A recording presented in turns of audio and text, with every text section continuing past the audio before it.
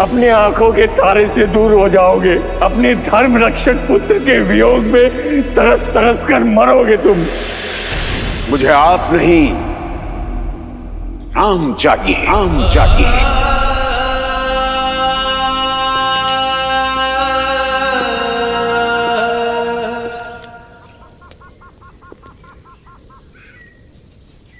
राम,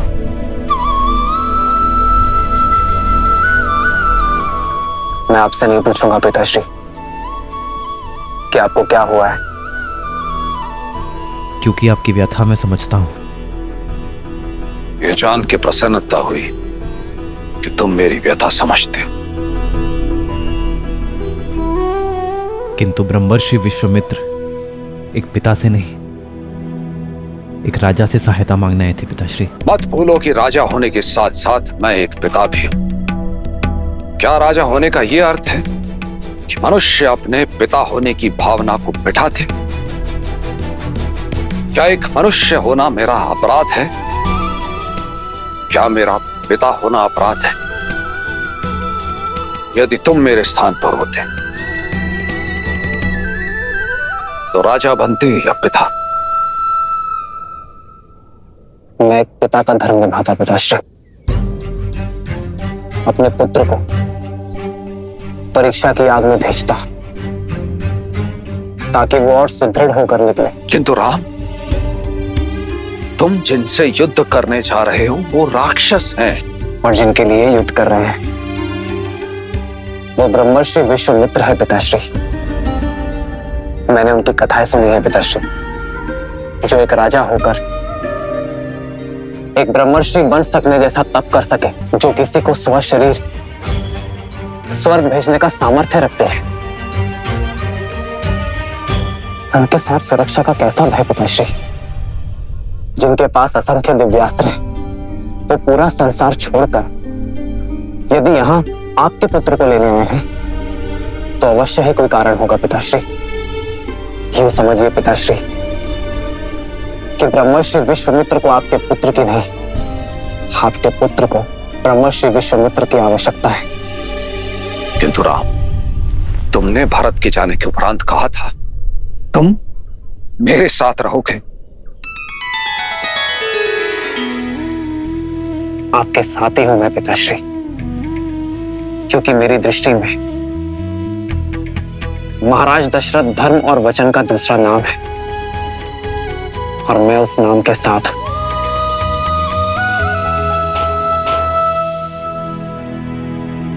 आप एक पुत्र क्यों चाहते थे पिताश्री? ताकि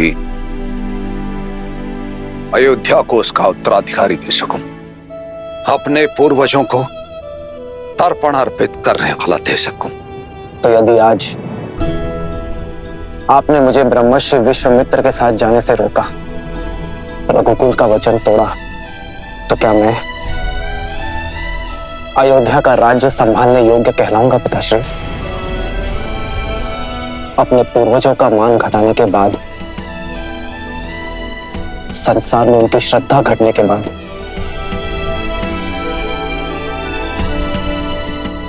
क्या मैं उनका श्राद्ध कर पाऊंगा पिताश्री? मैं आपका पुत्र हूं पिताश्री। मेरा धर्म है आपका आदेश मानना, पर आप रघुवंश के राजा हैं। चयन की दुविधा आपकी होगी और आदेश भी आपका ही होगा, या यही अयोध्या का मान रघुकुल के प्रतिष्ठा को खंडित होते देखूंगा।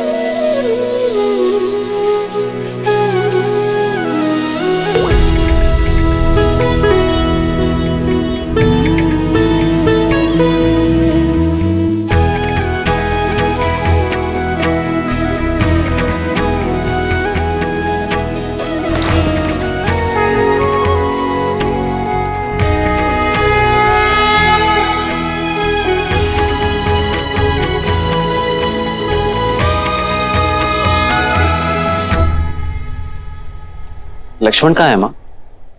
क्या वो अपने बड़े भाई को विदा करने नहीं आएगा? वो तुम्हारे लिए अस्त्र और शस्त्र लेने गया है पुत्र।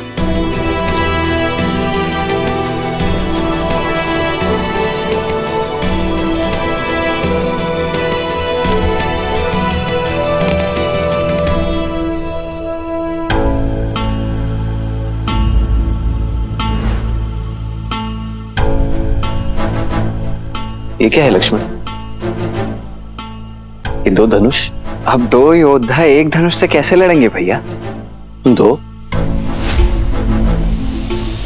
केवल मैं जा रहा हूं लक्ष्मण। क्यों भैया? आप पिताश्री के वचन का मान रखें और मैं अपनी माता सुमित्रा के उस वचन को भंग कर दूं कि मैं सदा आपकी परछाई बनकर रहूंगा।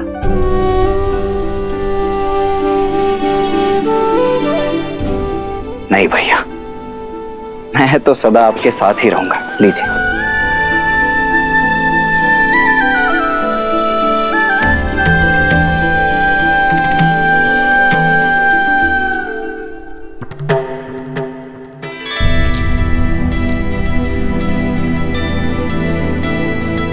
क्षमा करें गुरुदेव, मुझे ज्ञात है कि आपने पिताश्री से केवल भैया राम को ही मांगा है, किंतु मैं सबको बता दूं कि मेरे भैया राम और मैं, उनका अनुज लक्ष्मण एक दूसरे से भिन्न नहीं है।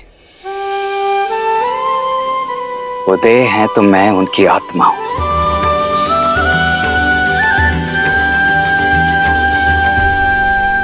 उद्दंडता के लिए क्षमा चाहता हूं, किंतु आत्मा के बिना देह आपके किसी काम की नहीं।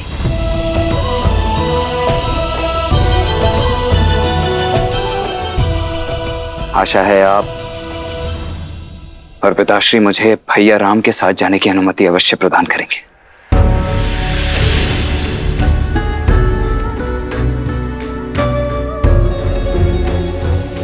देखकर ही प्रतीत होता है कि लक्ष्मण अपने बड़े भैया का कवच है। राम तो युद्ध के लिए मेरे साथ जा रहा है, परंतु उसका कवच उसके साथ जाएगा अथवा नहीं, ये निर्णय और ये चयन दोनों ही मात्र आपके होंगे।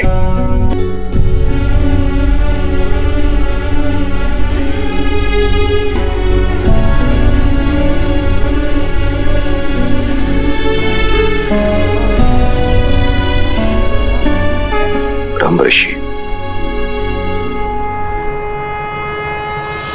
मैं अपने दोनों पुत्र नहीं, अपने प्राण आपको सौंप रहा हूं।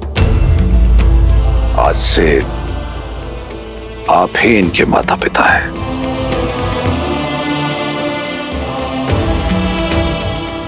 महाराज, आप अपने नेत्र मुझे दे रहे हैं। ये नेत्र अब जो मार्ग प्रशस्त करेंगे वो मात्र इनके लिए नहीं, अपितु सारे संसार का दृष्टिकोण बदल देगा।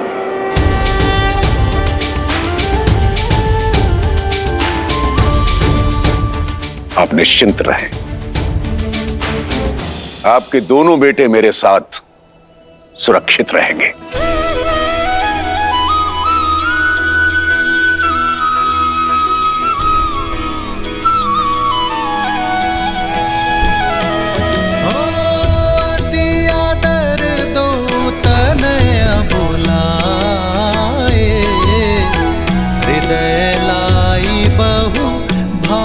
सिखा तुम मुनि पिता आन नहीं को।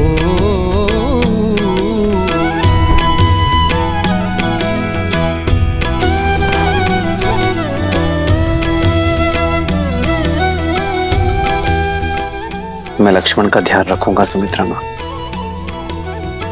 जहां राम साथ हो वहां मुझे लक्ष्मण की चिंता क्यों रहेगी पुत्र? रघुकुल का मान बढ़ाना।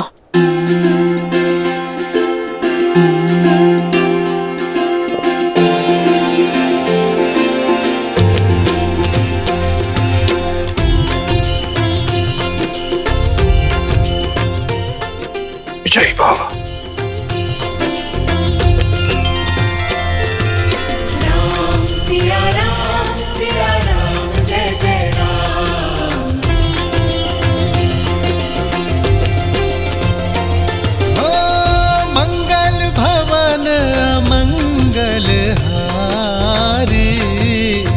द्रवहु सुदशरथ अजर बिहार। अपना ध्यान रखना पिताश्री।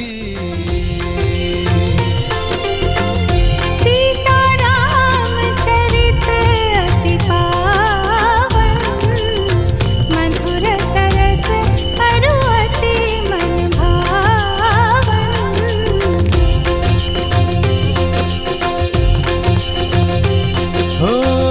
होई सोई जो राम रचि राखा, को करी तरक बढ़ावे साखा। सिया राम जय जय राम, राम सिया राम जय जय राम, राम सिया राम जय जय राम, मैं तुम्हारी प्रतीक्षा करूंगा पुत्र। लौट के आना। हो रघुकुल रीत सदा चली आई, प्राण जाए पर वचन न जाई। सिया राम जय जय राम, राम सिया राम जय जय राम। नानाश्री और मामाश्री को उनके ज्येष्ठ भांजे का प्रणाम कहना भरत। आपसे दूर होने पर मेरा मन टूट रहा है भैया। भरत,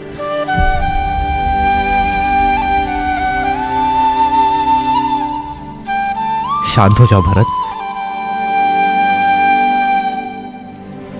भरत, मेरा मन गर्वित है भरत। मेरा छोटा भाई पहली बार को उत्तरदायित्व मेरे बिना उठाने जा रहा है। शत्रुघ्न, जी भैया, अपना और भरत का ध्यान रखना। प्रस्थान करो भरत। लक्ष्मण,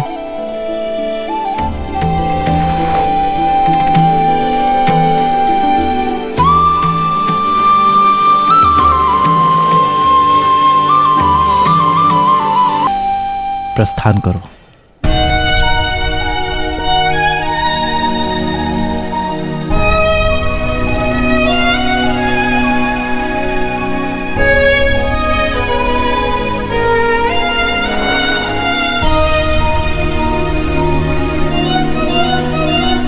भैया, ऋषि विश्वामित्र के साथ जाने के लिए परिवार से विदा लेते समय तो आपने तनिक भर का भी विचार नहीं किया, किंतु भरत भैया और शत्रुघ्न से विदा लेते समय आपकी दृष्टि उनसे हट ही नहीं रही। कर्तव्य के पथ पर विदाई भी सुख देती है लक्ष्मण।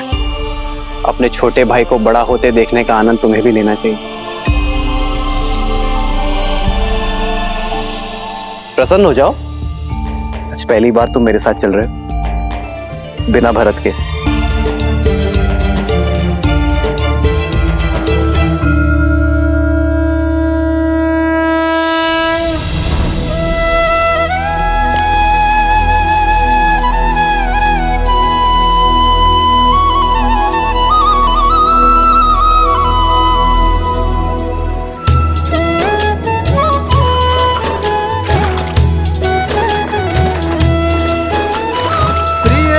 से दूर होना भारी मन का द्वंद, पर बिछड़ न कर्तव्य के लिए एक वीर का आनंद।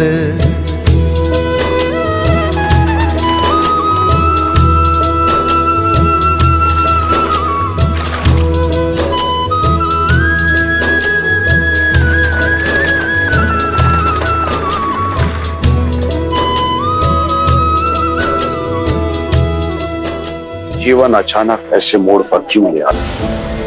लौट के आए, कुछ ही क्षण उनके साथ बिताए और फिर से पुत्र वियोग एक बार फिर मेरे सामने उठ खड़ा हुआ है। भाई लग रहा है अक्षर, कहीं श्रवण कुमार के पिता का श्राप। अपने लक्ष्य की ओर तो नहीं बढ़ रहा। समस्या ये नहीं कि तुम्हारी मृत्यु श्राप से होगी, समस्या ये है कि तुम हर क्षण श्राप में जी रहे हो। क्यों भूल जाते हो कि मृत्यु तुम्हारे हाथों में नहीं है, तुम्हारे हाथों में है जीवन। तो जितना समय है अपने पुत्रों के साथ बिताओ और जियो, ताकि अपने पुत्रों के साथ समय ना बिताने का खेद ना रह जाए। जीवन कब समाप्त होगा इस डर से जीना छोड़ नहीं देते हैं पुत्र।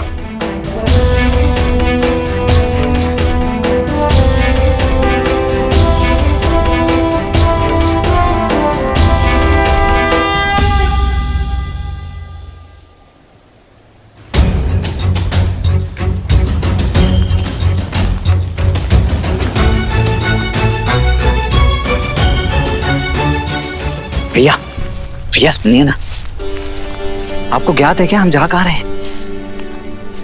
तुम स्वयं पूछ लो उनसे। मैं? जी आचार्य, नहीं तो भैया चलिए ना, आइए।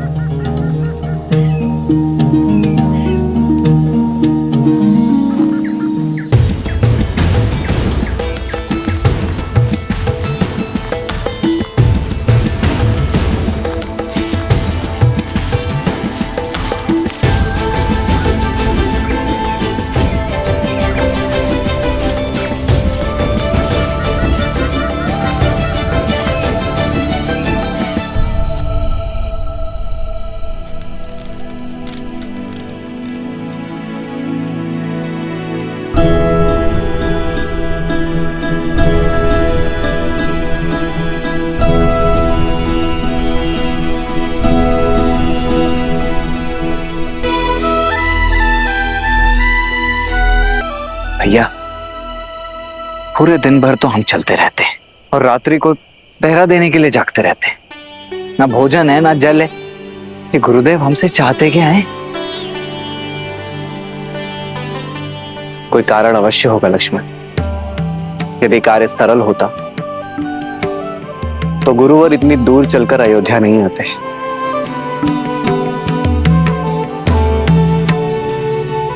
कठिन कार्य का मार्ग कठिन ही होता है। धीरज रखो। जी भाई।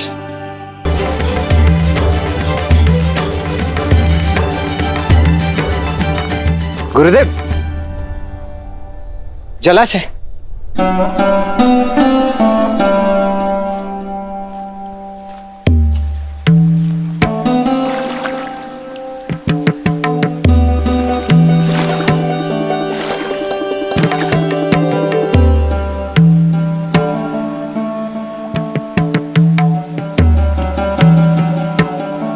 जल पीने योग्य है।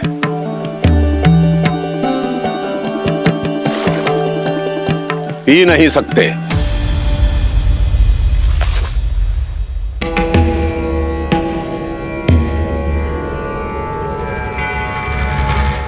क्षमा कीजिए गुरुदेव, किंतु कारण क्या ये कोई परीक्षा है?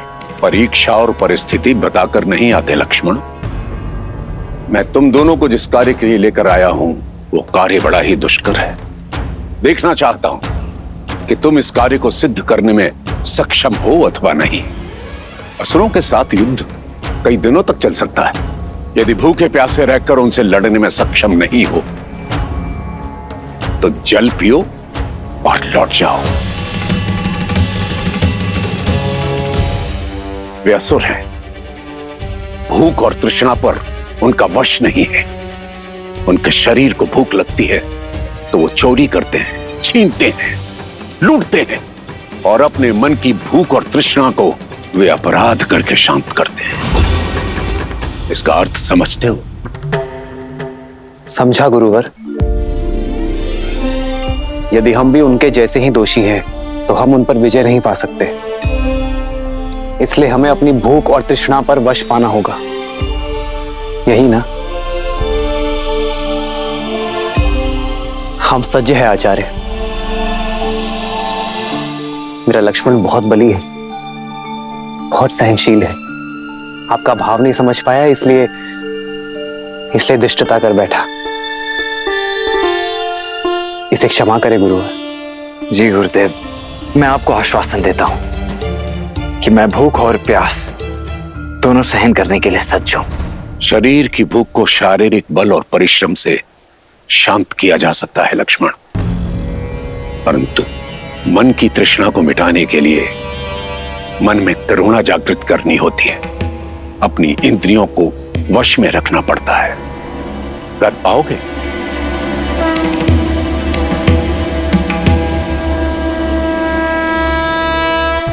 तो फिर चलते हैं।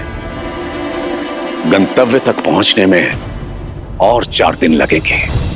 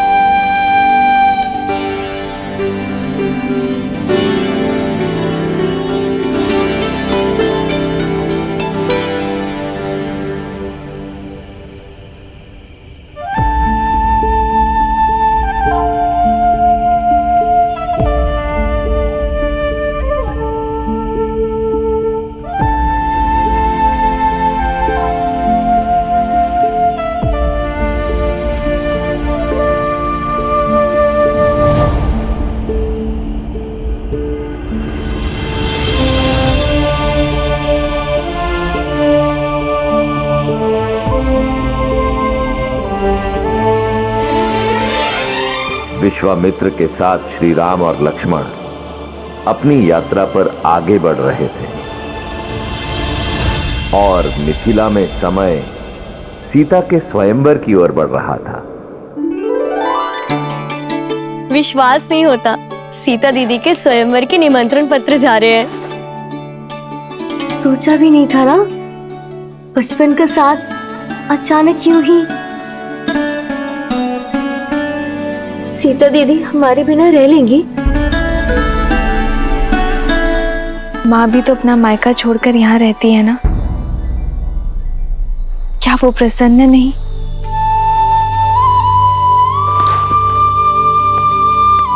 सीता दीदी चौपड़ खेले इस समय?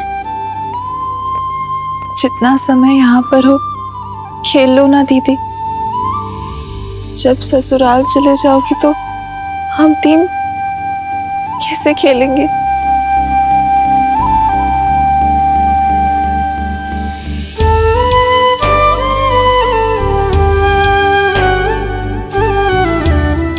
अरे चलो चौपड़ खेलते। चलो। तुम इतना क्यों हंस रही हो? क्योंकि सीता दीदी कहीं नहीं जाने वाली। अब ज्येष्ठ पिताश्री ने नियम ही कुछ ऐसे रखे हैं। जिस शिव धनुष को सैकड़ों लोग मिलके केवल हिला पाते हैं, उसे कौन तो उठाएगा और कौन प्रत्यंचा चढ़ाएगा? तर्क तो उचित है, पर फिर सीता दीदी ने कैसे उठा लिया था? हाँ दीदी बताओ ना, जब आपने शिव धनुष उठाया था तो क्या था आपके मन में? नहीं जानती, बस इतना स्मरण है कि मेरे मन में ना तो कोई भय था और ना कोई भार। केवल महादेव से प्रार्थना थी कि हमारी गेंद वापस लौटा दे। और महादेव तो भोलेनाथ है ना, यदि मन में आभार हो तो महादेव दुलार देंगे ही। हाँ, और वो वर भी देंगे जो उनका धनुष उठा के आपको ब्याह ले जाएगा।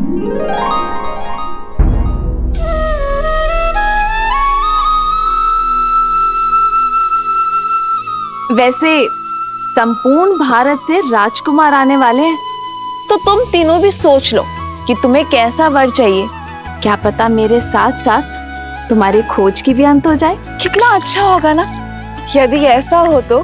जैसे हम चारों बहनें आजीवन यहाँ रही हैं, वैसे ही हम चारों का विवाह एक साथ हो, एक ही घर में। हाँ, तब तो हम प्रतिदिन चौपड़ खेलेंगे। हाँ, इससे उत्तम तो और कुछ हो ही नहीं सकता। लो, मैं तो सच में जीत गई। कितना शुभ संकेत है ना। यदि महादेव ने चाहा तो हम चारों बहनें आनंद से ऐसे ही एक ही घर में रहेंगी। कितना शुभ मन है ना सीता का। हर एक के मन में आशा जगा देती है। ऐसी गुणवान स्त्री को तो श्री राम ही मिलेंगे ना। यही तो भाग्य अपना खेल खेलता है देवी। ऐसा हो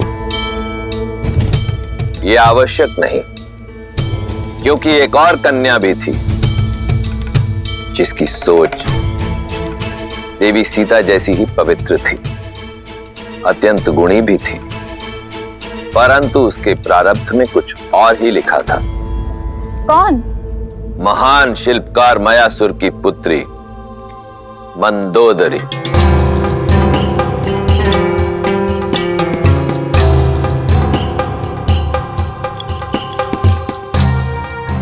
मयासुर ने अनेकों दिव्यास्त्रों का निर्माण किया था और फिर उन्होंने एक अत्यंत शक्तिशाली भाला बनाया।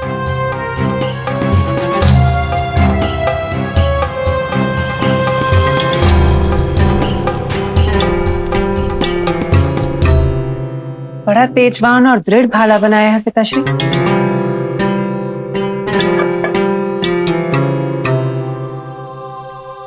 किसी विशेष के लिए बनाया है? हाँ पुत्री, ये संसार का सबसे शक्तिशाली भाला है, जिसका प्रहार इंद्र के वज्र को भी काट सकता है। और जानती हो किसके लिए बनाया है ये?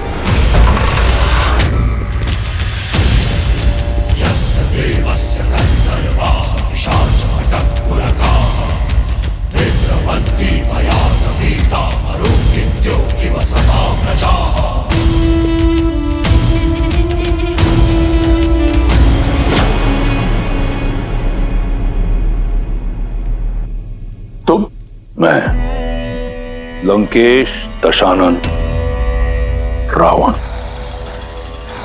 मायासुर,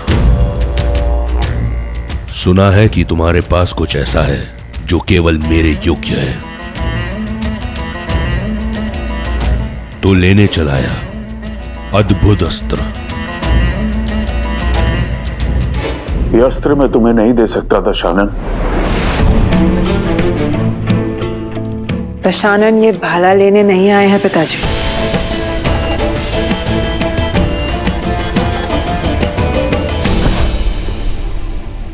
अद्भुत, जैसा सुना वैसा पाया। आंखों में तेज, वाणी में दृढ़ता, रूप में ज्वाला और बुद्धि में पैनापन।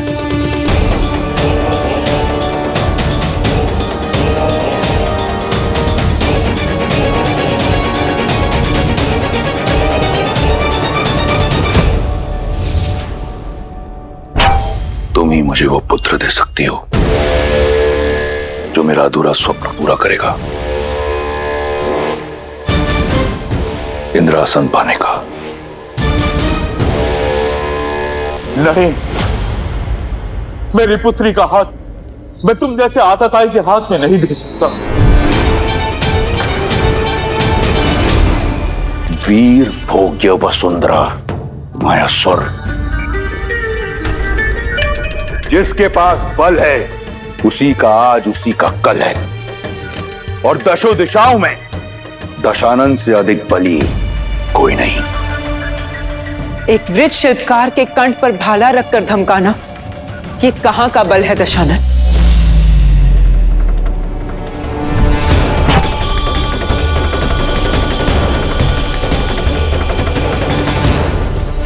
भय नहीं लगता तुम्हें रावण के समक्ष ये सुर साधते हुए?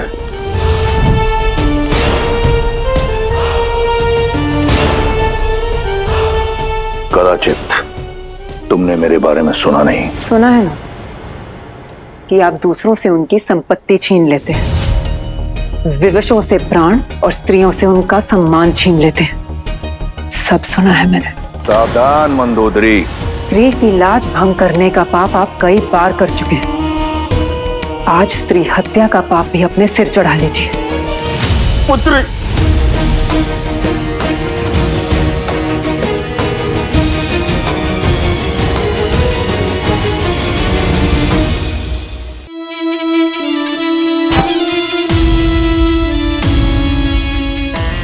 प्राण नहीं लूंगा तुम्हारे। सुंदर स्त्रियों के प्राण नहीं लेते, उनके लिए प्राण न्यौछावर किए जाते हैं। मायासुर, तुम्हारी पुत्री मेरी हुई, और ये भाला मैं भेंट स्वरूप स्वीकार करता हूं। शस्त्र छीना जा सकता है दशानन, पर साथ मांगा जाता है। समान नहीं हूं मैं, सम्मान से एक सज्जन बनकर मेरे पिताश्री से मेरा हाथ मांगिए।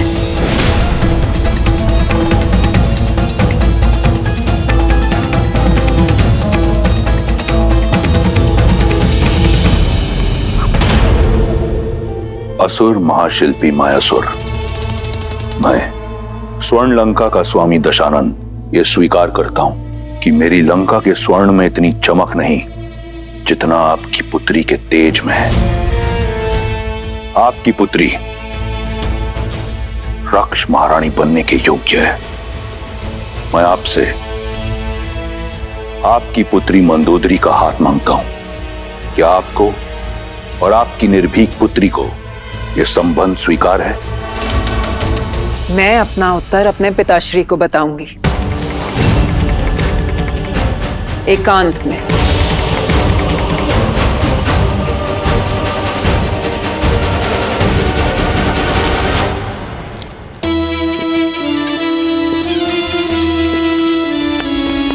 पिताश्री, पिताश्री उठे, उठे। पिताश्री। पुत्री, तुम ऐसा नहीं कर सकती। दशानन है वो पिताश्री, वो चाहे तो सब कुछ नष्ट कर कर हमें बलपूर्वक यहां से ले जा सकते हैं। इससे अच्छा होगा कि हम सम्मान के साथ जाएं। अपने पिता की रक्षा के लिए तुम अपने जीवन का मार्ग एक पापी के साथ चुनोगी? कैसी आपदा है? नहीं पिताश्री, ये आपदा नहीं, अवसर है। किसी को कीचड़ से निकालने के लिए उसका हाथ थामना पड़ता है।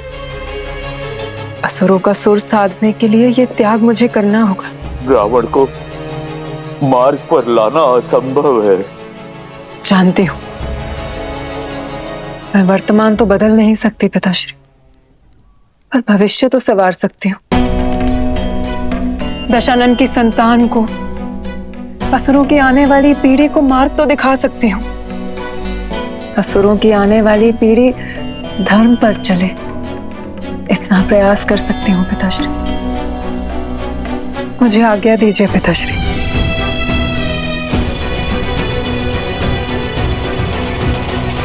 रावण और मंदोदरी का विवाह हुआ, जहां एक और मंदोदरी ने अपनी आहुति दी असुरों के भविष्य के लिए, वहीं दूसरी ओर रावण एक शक्तिशाली शस्त्र पाना चाहता था। रावण को पूर्ण विश्वास था कि उसके तेज और मंदोदरी की पवित्रता का संगम उसे एक बलशाली पुत्र देगा जो उस इंद्रासन को जीत सकेगा जिसे पाने में उसका भाई कुंभकर्ण चूक गया था। कोई भी ग्रह अपने उचित स्थान पर नहीं, परंतु मेरा पुत्र अजयी और अमर होगा, जो मैं तप से ना पा सका मेरा पुत्र भाग्य से पाएगा। जो भी ग्रह नक्षत्र की स्थिति प्रतिकूल है उन्हें अनुकूल होना होगा।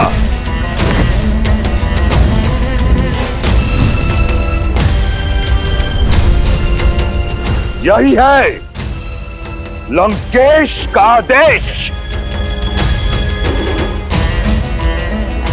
सूर्यदेव पहला घर, चंद्रदेव दूसरा घर,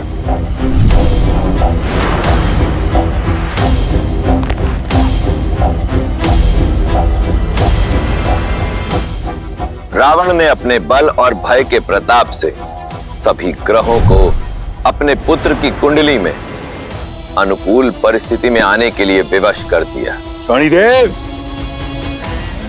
सातवां घर,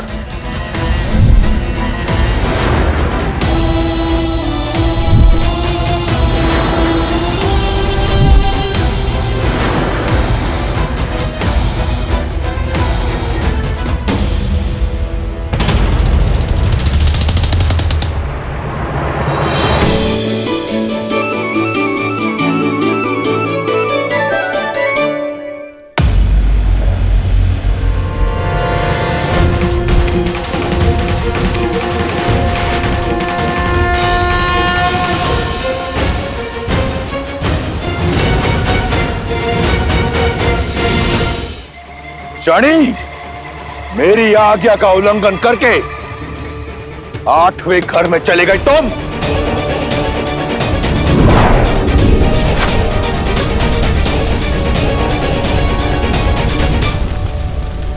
तुम अपने बल से, अपनी हट से नियति के लेख को नहीं बदल सकते रावण। तुम्हारे पुत्र की कुंडली पर और तुम पर मेरी दृष्टि पड़ चुकी है रावण। मूर्ख, कदाचित अपनी कुंडली जांच कर नहीं आए तुम आज।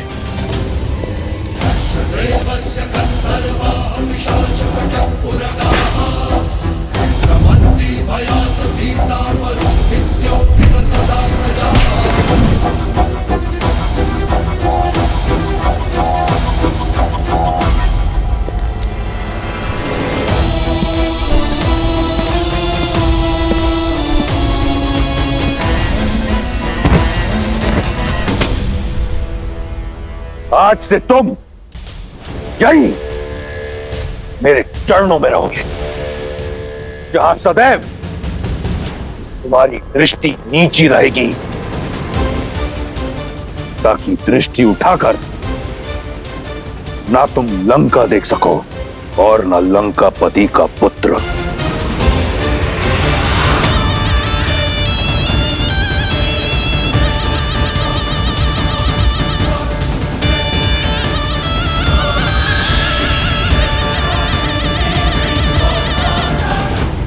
अर्थात रावण ने सदा के लिए शनि को बंदी बना लिया। भ्रम था उसका, क्योंकि इस बार रावण का सामना कर्म फलदाता शनि के साथ होने वाला था और शनिदेव की दृष्टि कभी चूकती नहीं। रावण वर्षों से उन्मत्त कि शनि की दृष्टि लंका पर नहीं पड़ी, परंतु वो ये भूल गया कि स्वयं रावण पर तो उनकी दृष्टि पड़ ही चुकी थी और अब श्री राम के रूप में स्वयं काल रावण तक आने की यात्रा का प्रथम चरण आरंभ करने वाला था।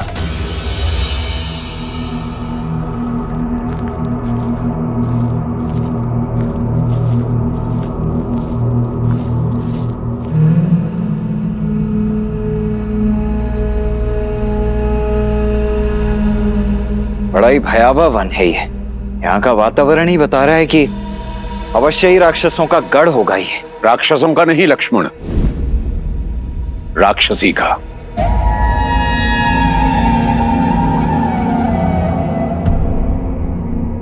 मैं तुम्हें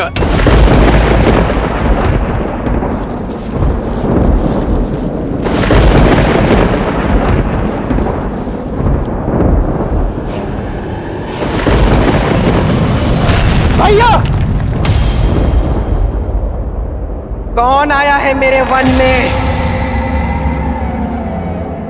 कौन? कोई ब्राह्मण तो नहीं?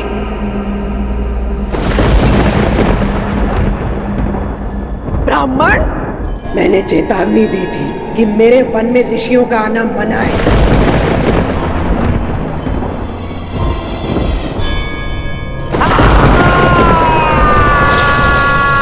अब तुम सब अपनी मृत्यु के लिए सज्ज हो।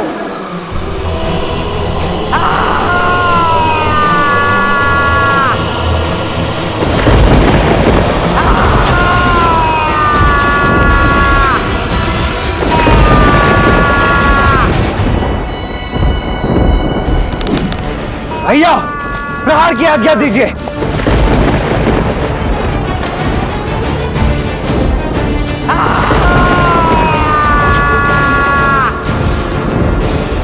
आज्ञा दीजिए भैया।